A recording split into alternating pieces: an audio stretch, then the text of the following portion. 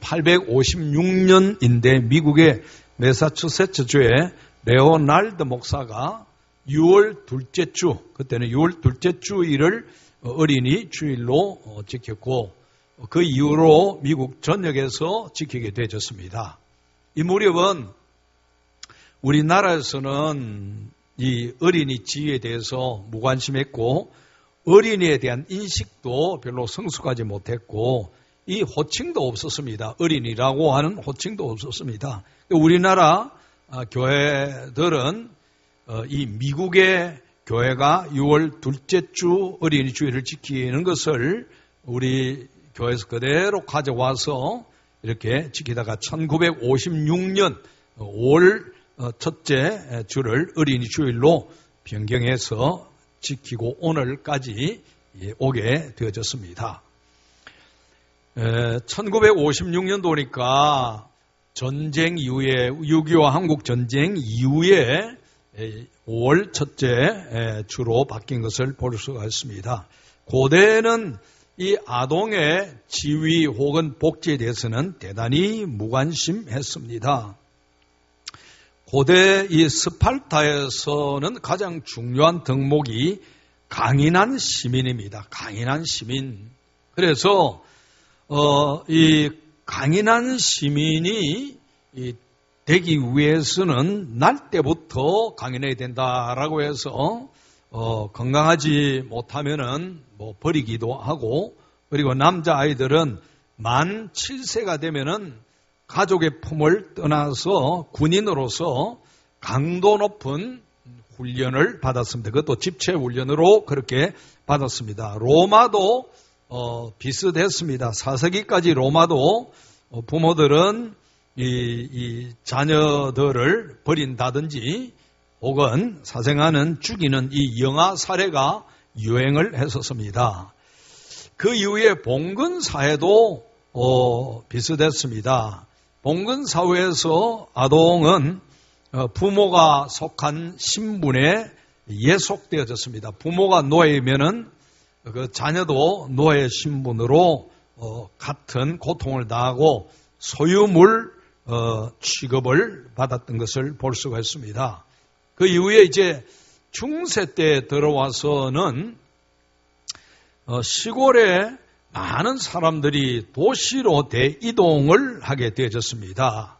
근데 도시에 와서 할 일이 없으니까 도시 일부가 빈민촌으로 바뀌어졌고 빈민촌에서 가장 심각한 문제 중에 하나가 질병입니다. 돌림병, 전염병인데 그 피해를 받는 대상이 어린아이들이었습니다. 주로 이 어린아이들이 이 비위생적인 환경으로 인해서 죽기도 했고 또 출산한 산모가 죽기도 했습니다. 그러다 보니까 도시에 고아들 그리고 유기한 기아들 그리고 이런저런 아동들이 길거리를 방황을 하면서 구걸을 하고 또 도둑질하고 매춘 등으로 그들의 삶을 영위해 나갔습니다. 이때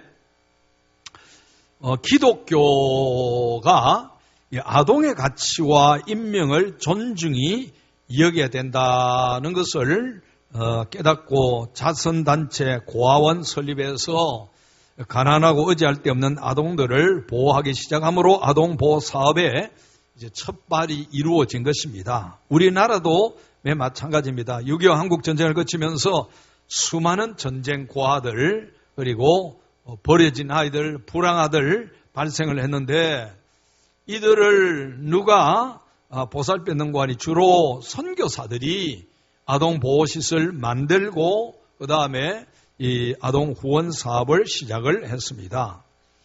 그때 기독교 아동복리회가 있었는데 미국의 본부가 있습니다.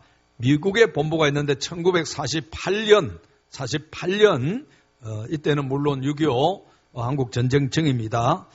그때 한국 지부가 설치되고 그리고 부산에서 아동 구호 활동을 시작했습니다. 그 기독교 아동 복리회가 나중에는 한국복지재단으로 명칭을 변경을 했습니다. 선명회도 매 마찬가지입니다. 그 당시에 선명회 역할이 굉장히 컸는데 요즘에 들어서는 월드비전으로 명칭 바꾸어서 현재까지 생활을 하고 있습니다. 그래서 이 선교사들이 이렇게 들어와서 고아원, 또 빈곤 아동들, 맹아들, 농아, 교육, 자활 지원하는 것을 이렇게 했습니다. 이제 세월이 지나고 경제가 좋아지면서 옛날에 그 고난을 경험했던 부모들이 내 자식만큼은 이런 고생을 시키지 않아야 되겠다라고 해서 교육의 열을 많이 내기도 했습니다. 부모는 허리띠를 졸라가면서 자녀에게 좋은 것 해주다 보니까 자녀들은 풍요함 속에서 부족함이 없이 살아가고 있습니다. 그리고 이제 지식적으로 공부를 많이 하게 되어졌고 부모의 사랑이 이제 지나쳐서 과잉 보호가 되어져서 요즘의 아이들은 남 배려하지 아니하고 자신만 생각하는 그런 자녀가 되어져 버렸습니다. 그러다 보니까 이 작금에 와서는 부모 세대가 후회를 많이 하고 있습니다. 후회를 내가 과연 자녀 교육을 제대로 잘 했나, 특별히 신자들의 경우는 더더욱 그런 것입니다. 그러면은 우리가 원래 이 어린이 주일을 맞이해서 자녀 교육을 어떻게 해야 될 것인가, 오늘 우리 성경 말씀을 중심으로 해서 한번 살펴보려고 하는데, 부모가 되면은 이제 소원이 생기고 또 바람이 생기게 되어지는 것입니다. 결혼을 안 했을 때는 자녀에 대한 이 바람이 없는데 결혼을 하게 되어지면은 자녀가 생기기를 원합니다. 이제 남자아이든지 여자아이든지 아이가 있었으면 좋겠다. 그 자녀가 없으면은 하나님 앞에 또 그렇게 기도합니다. 하나님, 남자아이든지 여자아이든지 자녀 하나 주십시오. 그렇게 합니다. 임신을 하면은 그 다음 또 소망이 생깁니다.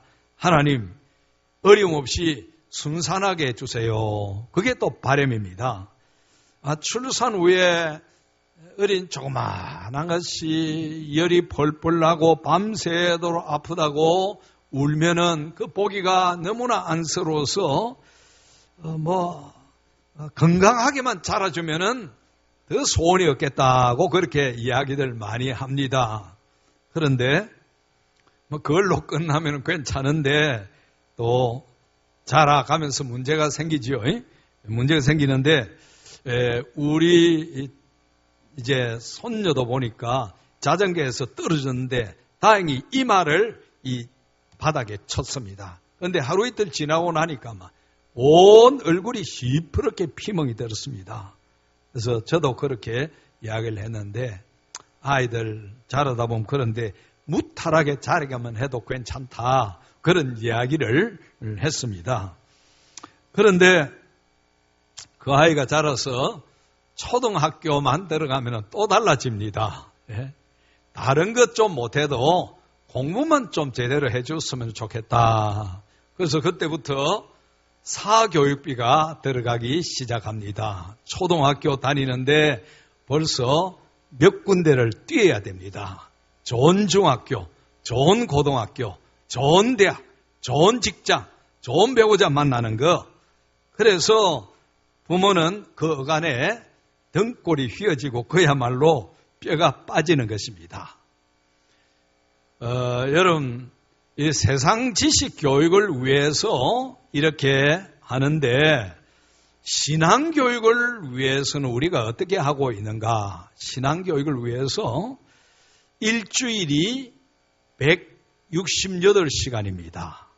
그런데 예배드리고 신앙 교육 받는 시간은 일주일에 몇 시간입니까? 1시간입니다. 1시간. 어쩌면은 1시간이 안 될 수도 있습니다. 딱 주일에 와가지고 예배드리고 성경 공부하고 가는데 160분의 1입니다. 160분의 1. 세상 지식 교육은 이렇게 많이 하는데 신앙교육은 그렇게 적다는 이야기입니다. 유대인들은 이 교육에 대단한 그런 인물들인데 오늘 본문을 보면은 하나님이 부모들에게 2세대 교육에 대한 명령을 주십니다. 2세대 교육. 왜 이 교육을 하라고 명령하시는고 하니 이스라엘 백성들은 이제 애굽에서 나와서 광야 40일 동안 죽을 고생을 하고 이제 하나님이 약속하신 그 젖과 꿀이 흐르는 그 가나안 땅이 바로 눈앞에 지금 있습니다. 그곳에 들어가면은 광야와는 다른 젖과 꿀이 흐르는 풍요로움이 있는 그런 땅입니다. 반면에 거기에는 수많은 대적과 유혹이 도사리고 있습니다. 그 풍요로움이 자칫 잘못하면은 자녀 세대들에게 큰 화가 되고 독이 될 수도 있어서 하나님은 자녀들에게 교육을 시키라고 말씀을 하십니다. 그 교육이 무슨 교육이고 하니 신앙관 교육이고 가치관 교육입니다. 여러분 우리가 오늘 하나님이 우리에게 주시는 이 귀한 교훈의 말씀에는 우리 인생이 반드시 가져야 될 그 귀한 관점이 있는데 그게 첫째는 신앙관이고 두 번째는 가치관입니다. 우리 자녀들에게 올바른 신앙관 심어주고 가치관 심어주면은 아이들이 뭐 공부를 많이 했든지 적게 했든지 돈 많이 있든지 없든지 불문하고 이 땅에서 행복한 하나님의 자녀로 살아갈 수가 있는 것입니다. 여러분 우리가 자녀들 좋은 중학교, 좋은 고등학교, 좋은 대학, 좋은 직장 들어가는 것을 목적으로 생각하는데 사실은 그 이유가 더 중요합니다. 거기에는 그런 그 복도 있지만은 많은 이 어려움도 대적도 화도 있다라고 하는 것을 알아야 되는 것입니다. 수많은 악한 사탄이 기다리고 수많은 유혹들이 우리의 자녀들을 기다리고 있는 것입니다. 그 치열한 영적 전쟁에서 이겨내야 하나님이 주시는 진정한 복을 누리게 되어지는 것입니다. 여러분 오늘 본문 말씀도 그 이야기입니다. 너 부모 세대가 2세대 교육을 해라. 무슨 교육을 해야 되는 거 아니? 신앙관 교육해라. 가치관 교육해라. 거기에 들어가면은 이방 잡단 신들이 너무 많을 것이고 너희가 광야에서 보지 못한 풍부한 어떤 물질적 그런 것들이 있을 것인데 신앙관이 희미하고 가치관 희미하면은 그것들이 너에게 적이 되고 그것이 너에게 복이 아닌 화를 가져다 줄 것이다. 그래서 이 교육을 시키라고 하나님이 말씀을 하십니다. 여러분 성경은 어린이들을 신체적으로 사회적으로 보호받아야 될 약자인 동시에 신앙을 교육받고 계승해야 할 존귀한 대상자로 봅니다. 옛날에는 아이들의 그 인격을 무시했는데 성경은 그 아이들을 존귀한 자로 말씀하고 있습니다. 그래서 이 존귀한 자녀들이 하나님의 은혜와 복을 누리기 위해서 세상의 지식 교육도 중요하지만은 신앙관, 가치관 위에 든든히 서야 하나님이 주시는 그 이후의 모든 복을 다 받아 누린다는 말씀인 것입니다. 이 교육은 성경적으로 말하면은 늙어도 옳은 길을 떠나지 않게 하는 교육입니다. 잠언에 있는 대로 늙어도 옳은 길 떠나지 않도록, 다른 말로 하면은 신앙이 결론이다라는 그런 고백을 하는 교육입니다. 하나님만이 결론이다. 이 교육을 하라는 이야기입니다.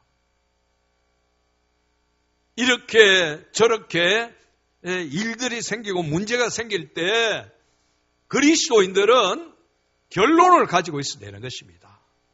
우리의 최종 결론은 하나님이시요, 그 하나님을 믿는 신앙이다. 이걸 자녀에게 교육하라는 말씀인 것입니다. 오늘 성경 보니까 부모가 그렇게 하나님 잘 경외할 뿐만 아니라 자녀에게 이 신앙 교육을 하라고 명령하셨습니다. 오늘 말씀 4절 한번 보십시다. 우리 4절 한번 다 같이 읽으십시다. 시작. 이스라엘아 들으라. 우리 하나님 여호와는 오직 유일한 여호와시니. 그 첫째가 무엇입니까? 하나님 여호와는 유일한 여호와. 하나님이 유일한 하나님, 유일한 신이라, 그런 이야기입니다.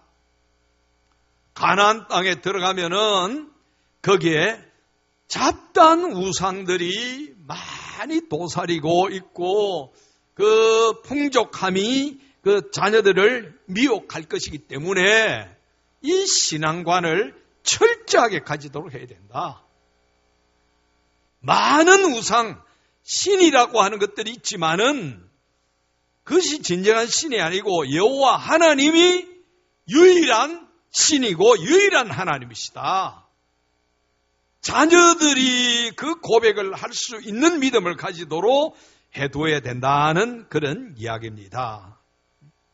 우리 하나님은 천지 만물의 창조주시오, 만물을 통치하시는 분이시오, 우리 인간의 생사 화복을 주장하시는 분이시오, 구원의 하나님이시오, 찾으면 만나주시는 하나님이시오, 기도하면 귀를 기울여 주시는 분이시다. 내가 믿을 뿐만 아니라 우리 자녀들에게 그 교육을 시켜 두어야 된다라는 그런 말씀입니다. 우리가 잘 불렀던 찬양이 있지요. 나를 지으시니가 하나님, 나를 부르시니가 하나님, 나를 보내시도 하나님, 나의 나된 거 다 하나님의 은혜라. 할렐루야. 예. 다 하나님의 은혜라. 예, 여러분, 우리의 결론이 하나님이다. 내 인생의 모든 결론은 하나님이고 그 하나님을 믿는 신앙이다. 이걸 가르쳐 줘야 되는 것입니다. 그 다음에 5절에 보니까 5절 다 같이 한번 읽으십시다. 시작. 너는 마음을 다하고 뜻을 다하고 힘을 다하여 내 하나님 여호와를 사랑하라. 마음을 다하고 뜻을 다하고 힘을 다하여 하나님 사랑해야 된다. 여러분, 가나안 땅에 들어가면은 사랑할 게 너무너무 많아집니다. 광야 지낼 때는 사랑할 게 없습니다. 그 광야 땅에는. 그런데 가나안 땅에 들어가면은 사랑할 게 많아집니다. 우리 자녀들도 어릴 때는 사랑할 게 부모님밖에 없습니다. 자라가면 사랑할 게 너무 많아집니다. 그럴 때 어떤 가치로 살아야 되느냐? 마음을 다하고 뜻을 다하고 힘을 다하여 하나님 사랑하는 것. 하나님보다도 더 귀한 것이 없는 줄로 아는 이 가치관을 분명하게 가져야 되는 것입니다. 그래서 그 하나님을 사랑하라고 했는데, 사랑하는 것은 순종하고 충성하는 것입니다. 하나님 사랑하는 것은 하나님께 순종하고 하나님께 충성하는 것입니다. 이 세상은 물질을 사랑하도록 강요합니다. 이 세상에 있는 것들이 이제는 우리에게는 다 신입니다. 공부하는 것도 신이 되어버렸고, 직장 가는 것도 신이 되어버렸고, 모든 게 신이 되어버렸습니다. 물질도 신입니다. 이 가운데서 내가 진정으로 사랑해야 될 대상이 누구냐? 하나님이시다. 하나님. 이 믿음만 그 속에 있으면은 반드시 그 장래가 보장되는 것입니다. 다윗은 고난을 많이 경험했던 그런 인물 아닙니까? 그런데 다윗이 고백한 여러 신앙 고백 중에 여러분들도 다 좋아하는 그 고백이 있습니다. 시편 18편 1절에 나의 힘이신 여호와여 내가 주를 사랑하나이다 그랬습니다. 나의 힘이신 여호와여 내가 주님을 사랑합니다. 하나님의 살아계심을 경험하면은 이 고백이 나올 수밖에 없습니다. 우리의 힘은 하나님밖에 없습니다. 나의 힘이신 여호와여, 나의 힘이신 여호와여, 내가 주님을 사랑합니다. 신명기 11장, 우리 그 뒤에 11장 한번 찾아보십시다.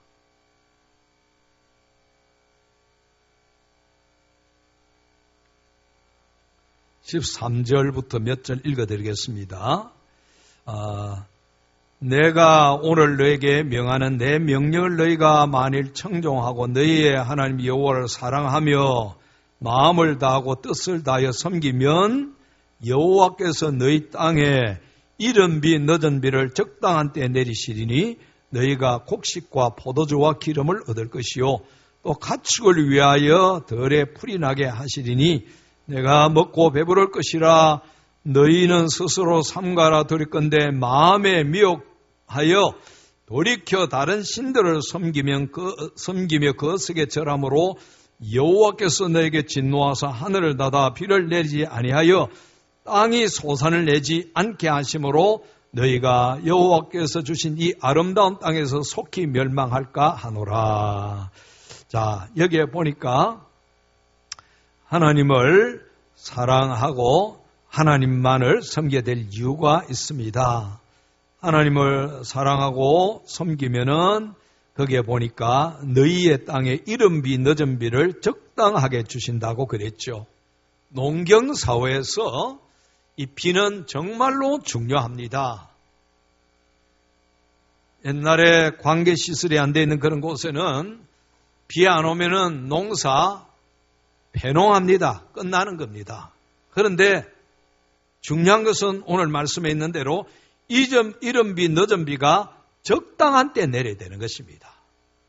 파종을 하고 모내기 할 때 비가 와줘야 되고 추수할 때는 비가 멈춰줘야 되는 것입니다. 이게 거꾸로 돼가지고 모내기 해야 될 때 비가 하나도 안 내리면은 농사 못 짓습니다. 그리고 좀 남은 거 어떻게 짓는데 추수할 때쯤 돼가지고 계속 비가 오면은 곡식이 야물지도 못하고 추수도 제대로 못해서 농사 망치는 것입니다. 지금은 농사 안 돼도 먹을 것이 절비하지만 옛날에는 농사 안 되면 다 죽습니다. 죽음이라는 이야기입니다. 그래서 이른 비, 늦은 비를 적당한 때 내리는 이것은 하나님의 은혜를 의미하는 것입니다. 하나님을 하나님으로 믿고 마음을 다하고 힘을 다하고 성품을 다하여 하나님을 섬기면은 적당한 때 주시는 이 은혜를 주시겠다는 말씀인 것입니다. 만약에 우리가 이 말씀을 거역하면은 하늘을 닫아 비가 내리지 아니하므로 땅이 소산을 내지 않는다고 했습니다. 지금은 죽으라고 이래도 수입은 있는 것 같은데 소산이 보이지 않습니다. 하나님 사랑하고 하는 말씀대로 순종할 때에 적은 것 가지고도 감사하고 만족하고 행복하게 살 수 있습니다. 하나님의 은혜가 임하지 아니하면은 많은 것 가지고도 오히려 불행한 삶을 삽니다. 그럼 재벌 가정들, 돈 많이 있는 사람들이라고 해서 다 행복합니까? 권력의 자리에 있다고 행복합니까? 그런 거 없어도 하나님 제대로 믿고 섬기는 가정은 행복한 것입니다.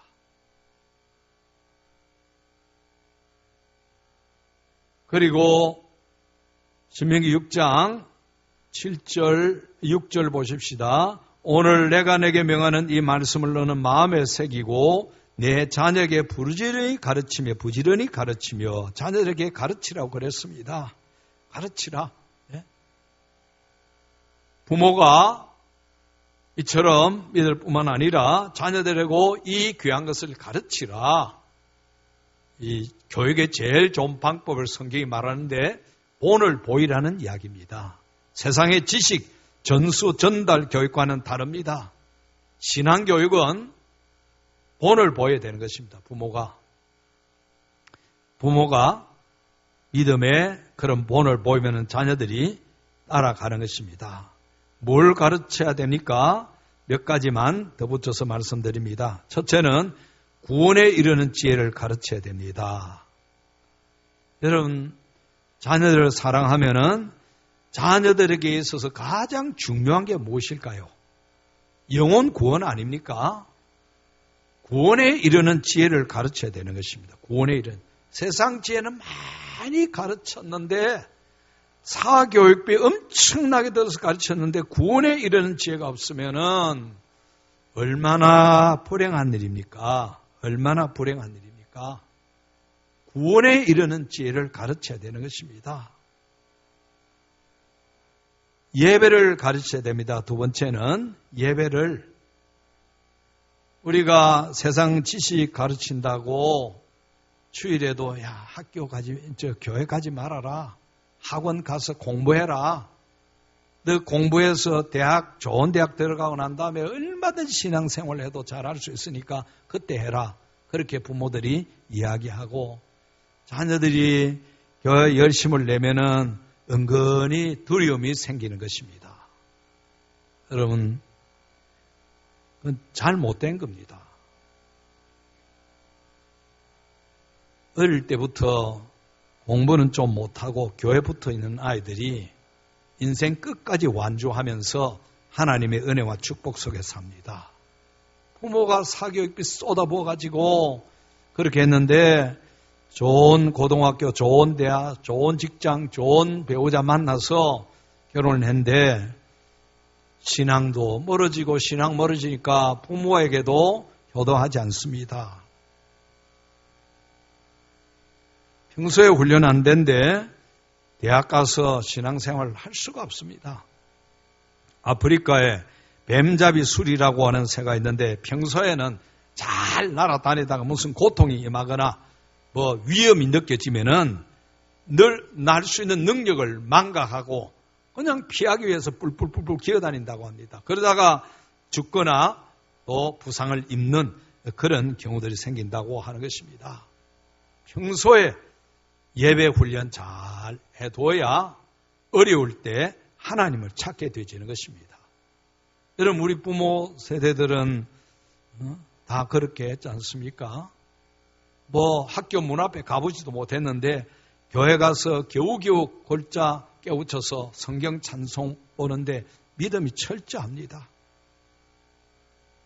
문제가 생겨서 세상 사람들은 저 집에 큰일 났네. 저 집에 이제 큰일 났다. 어떻게 하노? 그런데 우리 부모님들 어땠습니까? 모여라. 예배 드리자. 기도하자. 하나님 살아 계신데 뭐 걱정하느냐? 그래서 예배 드리고 기도하는 겁니다. 우리 세대도 여러분 그렇게 교육받았습니다.